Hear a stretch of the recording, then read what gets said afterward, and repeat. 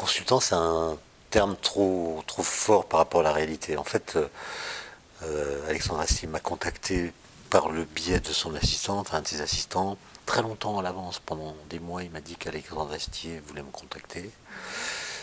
Bon, j'attendais, puis un jour il est venu ici, avec des petites lunettes bleues, et il m'a dit qu'il s'intéressait aux exoplanètes, à la vie extraterrestre, etc. Et immédiatement, je ne sais pas pourquoi, je lui ai dit on s'en fout. On s'en fout de la vie extraterrestre, qu'il y en ait ou pas, on ne pourra pas le savoir, et de toute façon, on ne pourra pas entrer en communication avec ces gens compte tenu des distances, de la vitesse de la lumière, etc. Et j'ai eu le plaisir de voir que c'était un peu la conclusion du spectacle, c'est-à-dire que c'est une question évidemment qu'on ne peut pas ne pas se poser, et on est obligé, parce qu'il y a des limitations techniques et physiques, d'accepter de peut-être ne jamais pouvoir y répondre et de raisonner à partir de probabilités, sans jamais atteindre de certitude. Et en fait, petit à petit dans la conversation, on est passé de la question des exoplanètes et de la vie extraterrestre à la question de l'origine de l'univers, qui est une autre question, voilà. Et je n'ai pas été du tout consultant, simplement, il m'a fait parler, il m'a posé des questions, il avait déjà beaucoup lu, et il comprend très très vite, il prenait des notes, et du coup, il a suivi comme ça une sorte de formation en discutant avec des astrophysiciens, des physiciens, des historiens. Et le spectacle mélange toutes ces contributions, plus son apport personnel dans la dramaturgie, dans la mise en scène, etc. Sans qu'on puisse dire que telle partie vient de la discussion qu'il a avec Monsieur Machin, etc.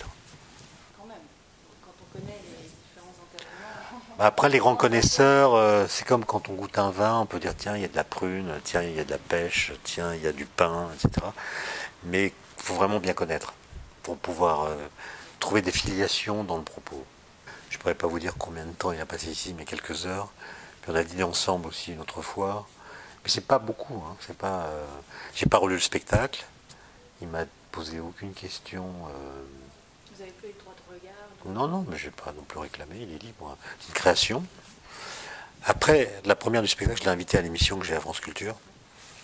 Et là, il m'a complètement. Bon, j'étais fatigué. Et si on n'a pas une répartie très très puissante avec lui, on est mort. Et au bout de 20 minutes, c'est terminé. C'est-à-dire que c'est lui qui me posait des questions. Et j'étais l'invité. Et j'avais aucune maîtrise de ce qui se passait. Non, mais en gros, moi je trouve qu'il a inventé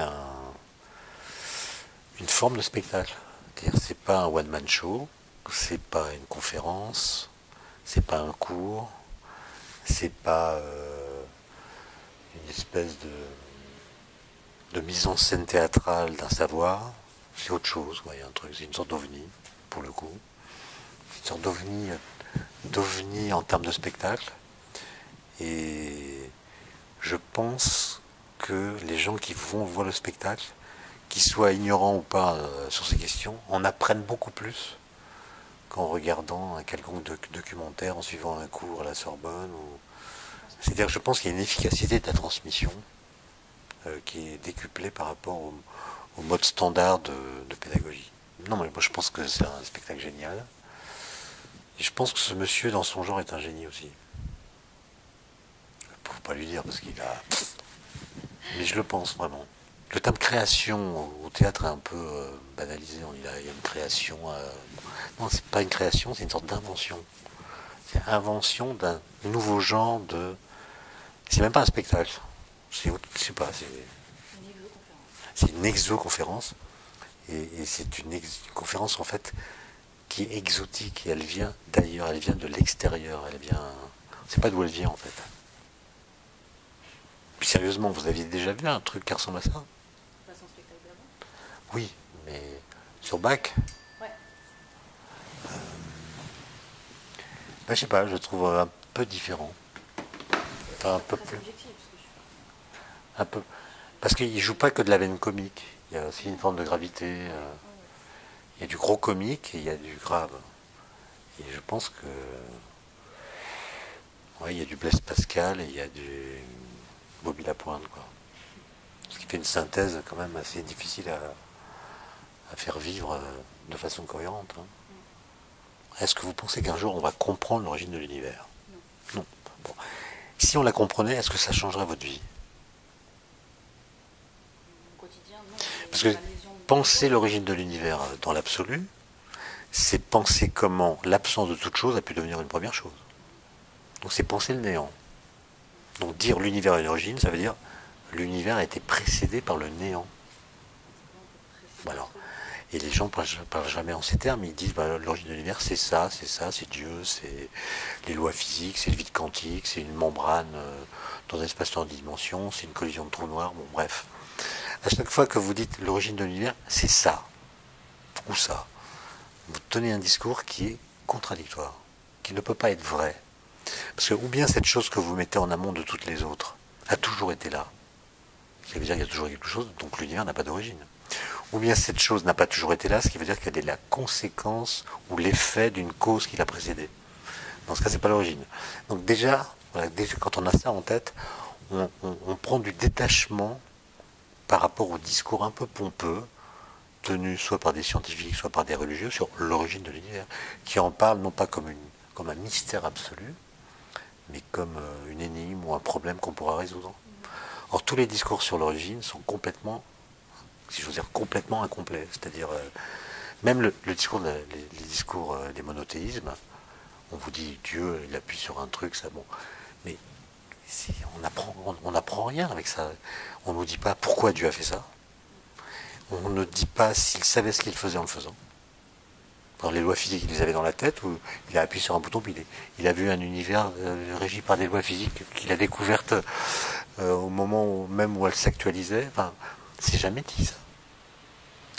Donc cette idée que le discours des scientifiques est incomplet ou aporétique, donc on va le compléter par un discours religieux pour fermer la boutique, ça ne marche pas. Tous les discours sont incomplets. Et d'autre part, il y a toutes sortes de civilisations qui ne se sont jamais posé la question de l'origine de l'univers, alors qu'on nous présente cette question comme étant obligatoire, portée par la pensée même dès qu'elle se met en branle. Enfin, bon, les Chinois ne se posent pas la question de l'origine. Et ils vivent comme des Chinois. Enfin, apparemment, ça va bien, quoi. Ça va même de mieux en mieux, même s'ils respirent mal. Mais en tout cas, ils ont l'air d'être intellectuellement très bien cortiqués, bien que cette question ne les tourmente pas. Et donc, je pense que, je ne sais pas si j'ai joué un rôle là-dedans, mais je pense que par rapport à son questionnement initial, il a appris à jouer avec lui, à prendre de la distance, qui a laissé de la place pour le comique. Voilà. De toute façon, il y aurait eu du comique de toute façon, mais peut-être pas aux mêmes endroits. Et qu'est-ce qu'il y avait dans ce on s'en fout alors pour vous? Qu'est-ce que vous mettez dans ce on s'en fout? Non, pour moi, c'était une boutade. C'était vraiment, il m'a pris au sérieux là. C'est une boutade, ça. C'est-à-dire, ce que je voulais dire, c'était que c'est en effet une très bonne question, mais j'ai pensé vouloir lui signifier qu'on n'était pas prêt de pouvoir y répondre. Bon, il a fini par le comprendre. Voilà. Dans le spectacle, en effet, il y a un long passage sur la vitesse de la lumière. Bon, déjà pour Mars, ça va être assez long d'attendre les réponses, surtout quand c'est des questions urgentes. Ça va être dilater la notion même d'urgence. Et d'ailleurs, ce serait une question marrante de savoir si le cerveau, la psyché, peut s'adapter à cette temporalité-là. J'ai fait une mission de simulation alors, très très courte de 15 jours dans le désert de l'Utah avec la Mars Society et on simulait notamment la vitesse de la lumière entre la Terre et Mars, c'est-à-dire qu'à chaque fois qu'on envoyait un mail, un rapport ou un tweet, on attendait 20 minutes et ensuite je voyais la réponse, mais je réattendais 20 minutes avant de pouvoir répondre. Donc il y avait vraiment 40 minutes. C'est long, c'est très très très long. Très très long. Ah ouais, Puis le mail on peut le gérer, oui. Mais il y a des demandes plus immédiates, quand est-ce qu'on mange et tout ça. Il faut attendre 20 minutes pour savoir quand est-ce qu'on va manger. Et ensuite 20 minutes pour dire que je suis d'accord, on risque d'avoir très faim. Oui, mais on va pas manger entre terriens et martiens. Ouais, c'est vrai, mais... Bon, enfin voilà. Je voulais c'était vraiment une boutade. Il a pris au sérieux, et tant mieux. Ah oui, tant mieux. C'était la conclusion du spectacle. Et ça trouble beaucoup les gens. Moi j'ai vu en tout cas la première fois que j'ai vu le spectacle, il y a beaucoup de gens à la sortie qui discutaient de ça. Ouais. Je pense que ça marchait bien. Est-ce que le silence éternel des espaces infinis vous effraie? Alors oui, mais je pense aussi qu'on est en train de le masquer, c'est-à-dire qu'on le voit, on le regarde plus. Je veux dire moi je suis frappé par exemple de voir comment notre rapport au présent est de plus en plus bas de plafond. C'est-à-dire on parle que de la Terre, que des terriens, que de ce qui se passe sur la Terre, parfois de trucs complètement... Et les grandes nouvelles qui nous viennent du cosmos, c'est même la possibilité de le regarder sans parasites lumineux et sans pollution autres et variées, est devenu assez rare. Moi, il n'y a pas très longtemps, j'étais au Chili, là, donc au Chili, on voit la Voie lactée. Il paraît qu'on voit son ombre quand le ciel est vraiment très clair. Ouais, c'est hallucinant. Et même quand vous êtes dans le massif du Mont Blanc ou en été, vous êtes dans un refuge, vous écartez un peu la nuit parce qu'il y a quand même de la lumière parasite, même dans les refuges. Vous voyez des trucs hallucinants. Et il me semble que c'est un type de spectacle que je voyais plus dans mon enfance que maintenant, parce que il y a une sorte d'effet de serre symbolique en fait, qui empêche notre actualité de recevoir des messages qui viennent du cosmos. Les prix Nobel de physique de la semaine, il y a 15 jours, l'oscillation des neutrinos, 10 secondes au journal de 20 heures. 10 secondes. Après, vous avez plusieurs minutes sur l'industrie du goûter, du gâteau de goûter en France. Donc je pense que, ça serait à prouver, mais j'ai l'impression que nous regardons moins le ciel qu'avant. Du coup, cette espèce d'angoisse dont parle Pascal, qui est en même temps motrice pour l'imaginaire, elle se fait plus. Et ce qui nous angoisse, c'est plutôt la Terre, en fait. Ce qui se passe sur la Terre, le climat, etc., beaucoup plus que l'infinité de l'espace qui nous entoure. Et donc, du coup, c'est comme ça que vous analyseriez le succès de Interstellar ou Gravity ou Seul sur Mars, parce que du coup, ça se passe ailleurs et c'est plus rigolo que ce qui se passe ici sur Terre avec le réchauffement climatique. Pas de la même façon, parce que si vous prenez Interstellar, c'est un message antinomique de celui de Gravity. Interstellar, c'est la planète est foutue, on respire plus, on est malade, il faut trouver un ailleurs. Et on voit que c'est pas facile parce que trouver des trous de verre dans le système solaire, il va falloir chercher longtemps. Mais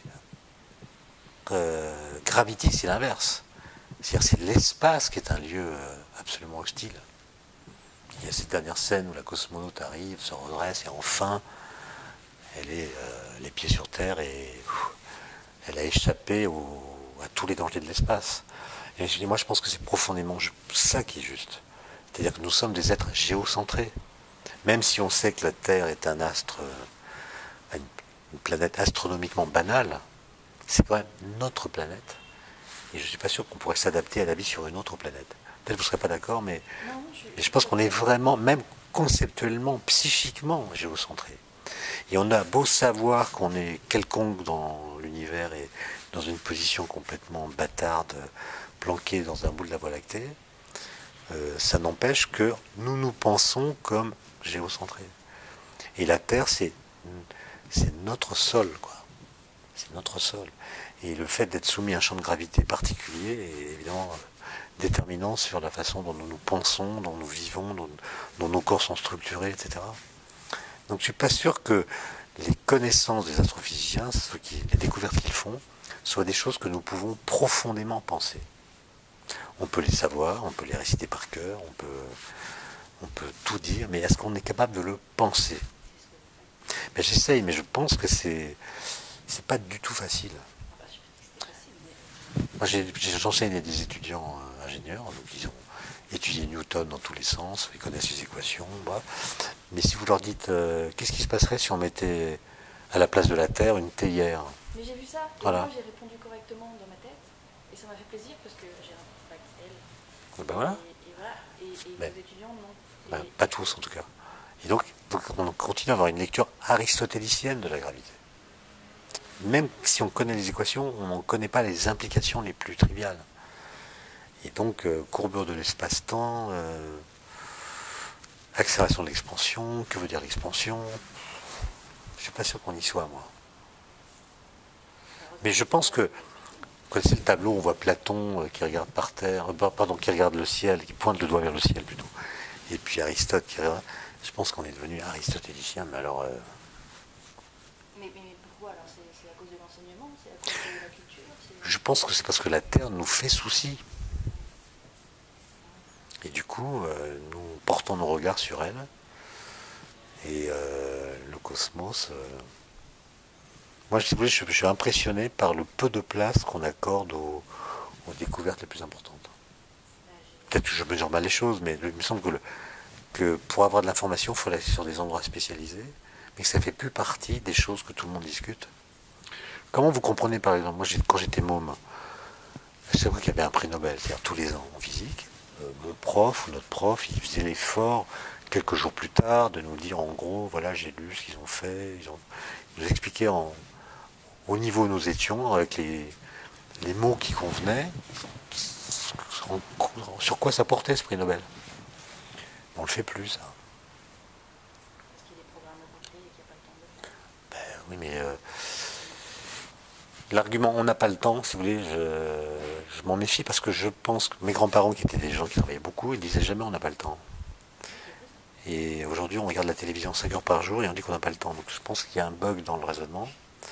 Et je pense que nous disons que nous n'avons pas le temps précisément parce que nous avons le temps de faire beaucoup de choses.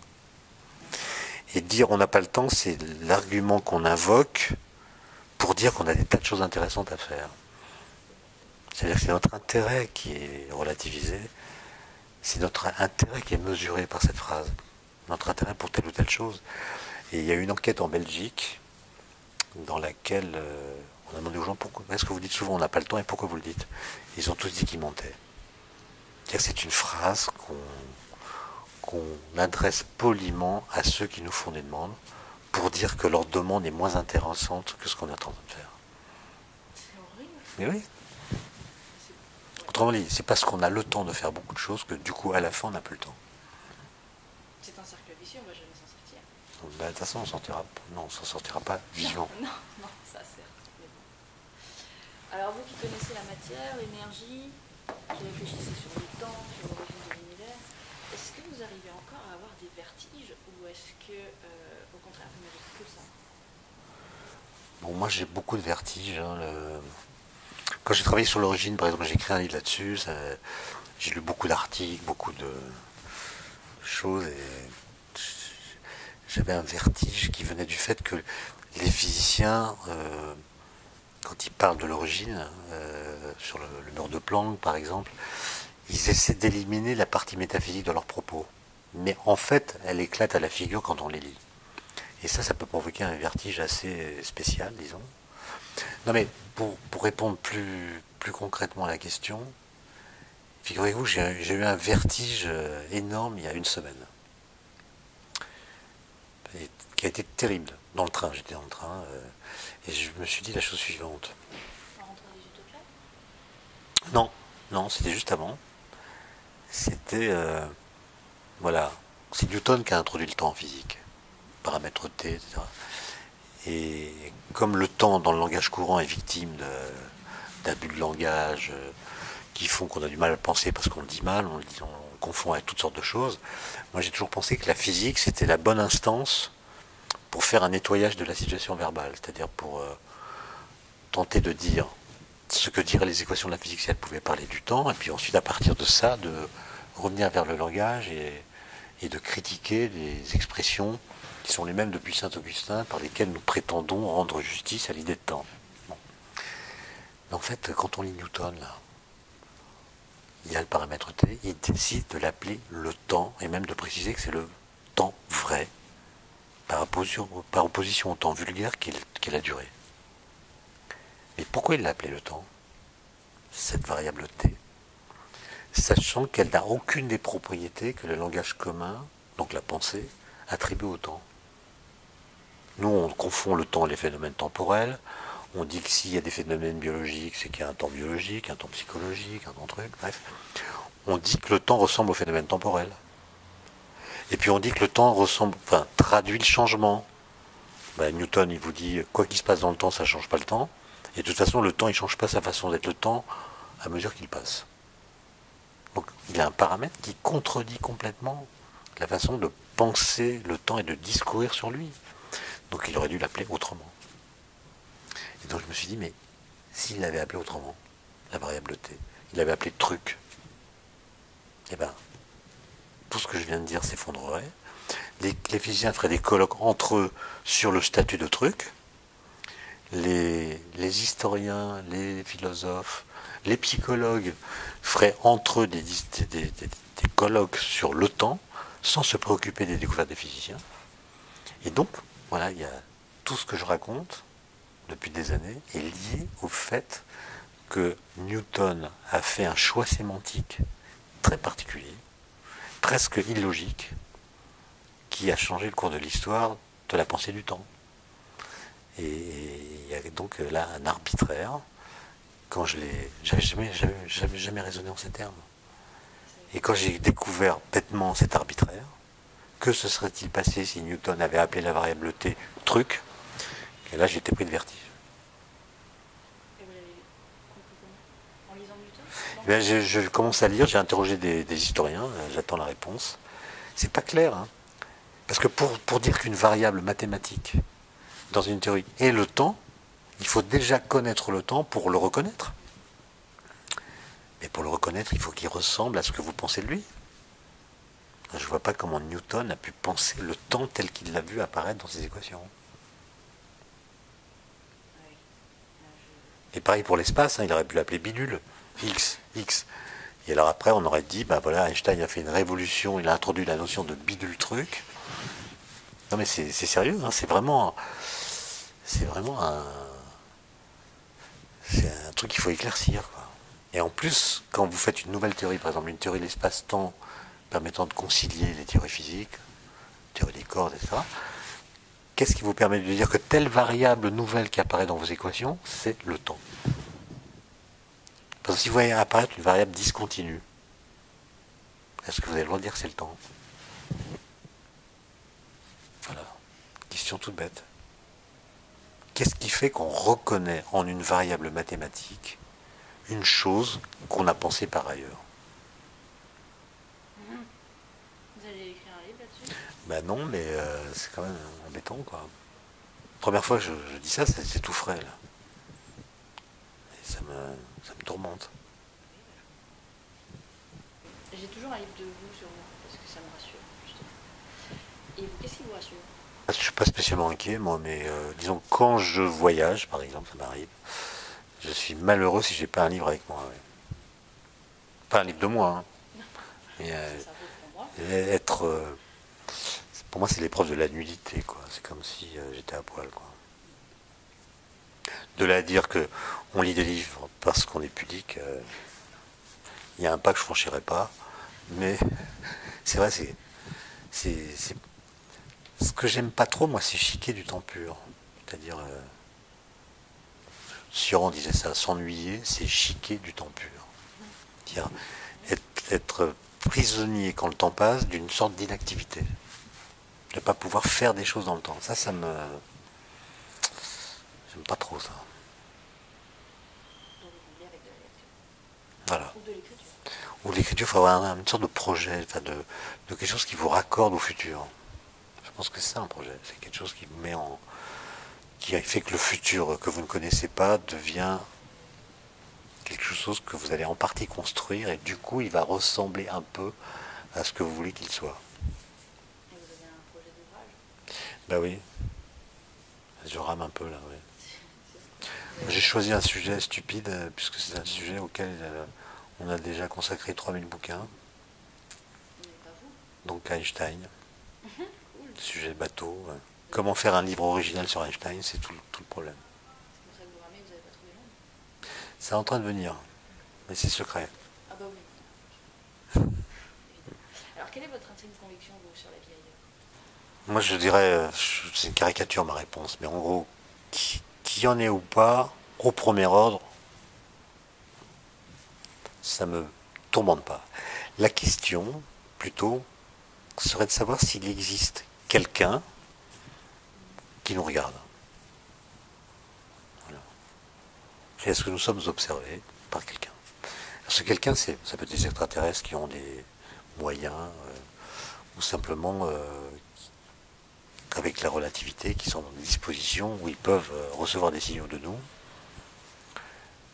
Ou bien ça peut être même une puissance transcendante, on peut aller même jusqu'à Dieu. Est-ce qu'il y a quelqu'un qui nous regarde? Pour moi, la question de Dieu, c'est ça. C'est pas la question de savoir s'il a allumé le truc avec je sais pas quoi. C'est-à-dire, définir Dieu comme étant celui qui a créé l'univers me paraît une très mauvaise définition pour les raisons d'incomplétude que je citais tout à l'heure. Ça ne dit rien de lui. Voilà, c'est juste une façon de nommer le mystère et non pas de l'éclaircir. Par contre, savoir, en décorrélant l'idée de Dieu de l'idée d'origine ou de création, s'il existe une puissance qui nous regarde, c'est-à-dire, après il y a d'autres questions, il nous regarde, mais est-ce qu'il nous juge? Est-ce qu'il est gentil, pas gentil? Mais ça, c'est une question que je trouve intéressante. Ce qui est marrant, c'est qu'il y en a plusieurs. Oui, une question de savoir. Qui est autant de Dieu que d'idées de Dieu, alors là, ce serait un bordel cosmique. Mais c'est un bordel cosmique sur Terre. C'est un bordel sur Terre, mais là, ce serait un bordel... Non, mais c'est ça, ce serait qu'il y ait autant de Dieu que d'idées de Dieu, là. Oh, vous imaginez la pagaille, la pagaille. Mais je trouve qu'on devrait écrire une pièce. Alors pour le coup, je pense qu'il n'y en a qu'un qui peut la faire. Vous voyez à qui je pense. C'est en gros, on dit qu'il y a autant de Dieu qu'il y a d'idées de Dieu. On met pas simplement dans les monothéismes, on peut prendre, même dans un monothéisme donné, il y a déjà des bagarres, mais on les met ensemble. En plus, on met les panthéistes, les dieux avec des petits dés. On fait une sorte d'assemblée générale, d'agora les dieux. Et les types sont là pour décider de quel univers ils vont enclencher. Rassurez-moi, il y a des dés associés dans les dieux. Il n'y a pas que des dieux masculins. Ah ben, alors après, on peut compliquer. Ah, vous voulez la parité? Ça commence déjà mal. Ah oui. Alors, une agora paritaire. Ok. Alors là, je vois pas trop comment. Mais bon, bref. Non, ce serait marrant. Et ils discutent de savoir quel type d'univers ils vont créer. Quelles seront les lois, comment ça va se passer pour les gens. Ça serait génial, ça. Ça serait génial. Et on fait un vrai travail, c'est-à-dire on étudie les textes, les dieux grecs, les dieux romains, les dieux indiens. Un truc hilarant. Et je pense que ça serait extrêmement sain. Vu les tensions, là, les crispations sur la notion d'origine. Sur ça. Ouais, moi, je trouve ça. Vraiment, ça, c'est un des rares trucs que j'aurais pas pu prévoir. Moi, j'étais absolument sûr quand j'étais jeune que on verrait jamais ça, quoi. Ah ouais. On allait relativiser tout ça en disant que les croyants c'est gentil, mais et voir ce que ça devient. Comment les gens, même les gens éduqués, se définissent par leurs origines. Qu'ils essentialisent leur origine. Et d'autre part, ça relève rarement du mérite. Donc, comment est-ce qu'on peut être fier d'une chose qu'on n'a rien fait pour mériter? Ça, je demande à comprendre. Alors, maintenant qu'on a découvert le boson de Higgs, quel est le problème scientifique dont vous aimeriez connaître la solution? Ah ben moi c'est clair, c'est la matière noire. Ouais. Parce que le boson de Higgs, il vient clore un chapitre qui est le modèle standard. Le modèle standard, toutes les particules qui étaient dans les équations ont été détectées comme elles sont dans les équations. Il n'y a pas eu de surprise, c'est d'ailleurs embêtant. Bon. Mais on sait que si les cosmologistes ont raison, qu'il y a de la matière noire, qui ne peut pas être de la matière ordinaire. Donc la question c'est de quoi est faite cette matière noire, si elle existe. Est-ce que c'est des particules qu'on peut détecter au LHC ou pas? Je pense que dans les 10 ans qui viennent, ça va être le dossier principal. Et avec les énergies qu'on a là qu'on va avoir au LHC, ça sera possible? Bon, on a le double là déjà d'avant, donc ça dépend pas de nous, ça dépend de la nature. Où est-ce qu'elle a casé ces particules, quelle masse elle leur a donné, et pour les voir au LHC, il faut que la masse soit dans une certaine fourchette qui est accessible avec les collisions qu'on fait. Mais si c'est pas de la matière ordinaire, puisque ce n'est pas de la matière ordinaire, comment on va pouvoir la détecter? Par des critères comme la charge électrique, le spin, la masse. Et il y a des théories qui prédisent des objets, comme la supersymétrie, etc. Et moi, mon rêve, ce serait que on détecte au LHC ce qu'on appelle des fermions de Majorana. Voilà. Parce lui, il a prédit qu'il pourrait y avoir des particules qui sont leurs propres antiparticules. Et quand on couple cette idée à la supersymétrie, mais il y a des candidats naturels pour la matière noire qui apparaissent. Ce serait génial. Il n'y a qu'un type, dans les années 30, a résolu un problème qui ne se posait pas. À l'époque. Ce serait extraordinaire. Ouais. Et les neutrinos de Majorana, Ben c'est pareil. c'est cela. Enfin non, ça peut être autre chose. Ah bon. Si les neutrinos sont de Majorana, ça veut dire que des particules neutres peuvent être leurs propres antiparticules. Mais il peut y en avoir d'autres. Et parmi les autres, il y a des bons candidats pour la matière noire. Notamment le partenaire supersymétrique du photon. Ah ouais. Parce que le photon, il est sa propre antiparticule. Donc son partenaire supersymétrique, c'est un fermion, donc une particule de matière, qui elle aussi sa propre antiparticule. Donc c'est une particule de Majorana. Et ça serait top. Et l'énergie noire, pas du tout. L'énergie noire, là, c'est un autre truc. Et ça, c'est pas le LHC qui va résoudre le problème. C'est quoi? Ben, c'est plutôt la cosmologie, un travail théorique. Est-ce que c'est la constante cosmologique? Est-ce que c'est... Non, ça, c'est autre chose. Hein. Est-ce que c'est un champ scalaire? Est-ce que c'est... Je sais pas si on pourra le savoir rapidement, ça. Ça montre peut-être aussi que les lois d'Einstein, à très grande échelle, sont fausses. Ah ouais, ça serait pas lourd. Ben, il faudrait... Oui, mais là, on n'a que 4% du contenu qui est connu. Ouais, Bon. c'est pas grand-chose. Ça diminue. Quand j'étais étudiant, c'était 100%. 10 ans plus tard, c'était 10%. Maintenant, c'est 4%. Oui, ça bloque. Ouais, c'est quand même... Donc, je pense que les 10 ans qui viennent sont des années cruciales pour progresser sur la matière noire. Est-ce qu'on est capable de détecter ces particules? Si on ne les voit pas, ça pose un problème. Est-ce qu'elles existent? Est-ce qu'on doit modifier les équations d'Einstein pour la gravitation? C'est vrai, on sait pas très bien ce que c'est la gravitation non plus. C'est une force très spéciale, ouais. Très différente des autres. Peut-être qu'on l'a mal comprise, peut-être qu'à grande échelle elle est différente, peut-être que le principe cosmologique n'est pas vrai, enfin bref. Vous serez jamais au chômage. Moi je pense qu'on ne sera jamais au chômage parce que même si on avait la théorie du tout, ben, les gens se diraient c'est peut-être pas elle. Comment est-ce qu'on peut être sûr que c'est elle